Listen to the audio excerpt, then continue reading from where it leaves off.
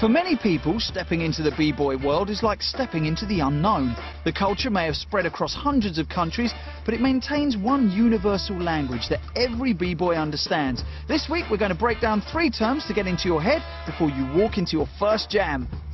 Starting with the cipher.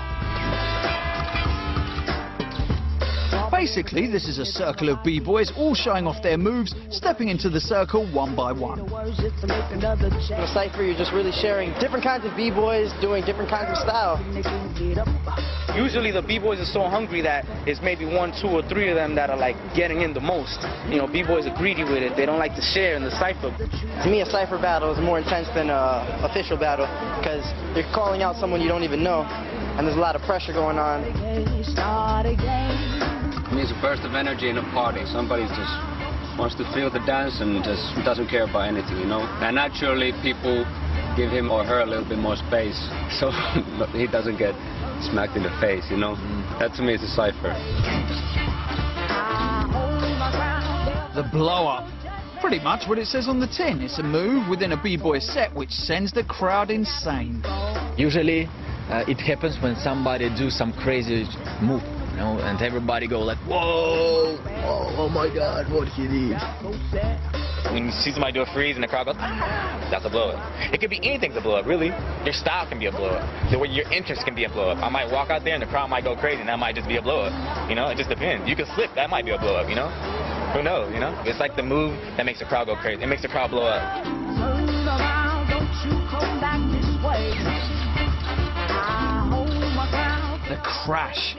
When you see people slapping the floor, it means they've witnessed the crash. A b-boy has failed to execute his move correctly, and it looks ugly. You just fail, you know? It's like flipping and tripping or something, you know? You just crash. When somebody crash, the opposite crew, we try to show to the people and to judges that was crashing. We can do like, whoa, no, that was crash. Crash is something you want to avoid. Crash makes it look really bad. A crash tells the other person battling you, oh, I'm going to smoke this guy. So don't crash. Sake of repetition. If you see a b-boy from an opposing crew counting on his hands, that's a sign that you've done that move one too many times. You don't repeat your moves. You don't do the same thing every time. Oh, he did that twice.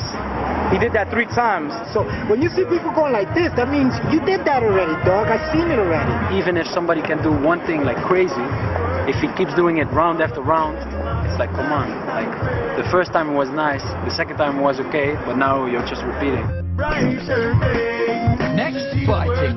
This is a big no-no. B-boying is all about originality and inventing your own style. When you bite, you're taking something from someone else and trying to claim it as your own. As you can see from this clip, accusations of biting are taken very seriously. That means like lips of big fish who swim in ocean and eat all what she. He just up, she eat, bite everything. B-boying is considered creative, so biting is the opposite of being creative. You're taking things that are off somebody's character and you're just copying it straight. A lot of people, they're afraid to show who they are because they think that people will say that, yo, you whack. No, just do what you do, be yourself. If you're doing a certain move that somebody else does, flip it, you know, approach it differently. Don't just copy somebody's whole swag.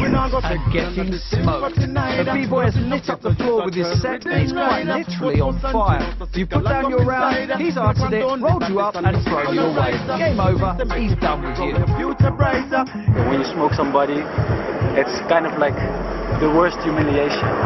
It's like you killed them, you murdered their round. Like it's like, boom, finished.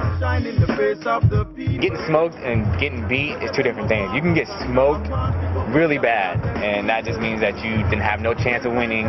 You didn't win no rounds. It was just not your day today. You can see the moment when you're done with your set, and everybody around is going like, ah, like screaming like crazy, and then you see the guy like, I have to do something, but I don't know what to do.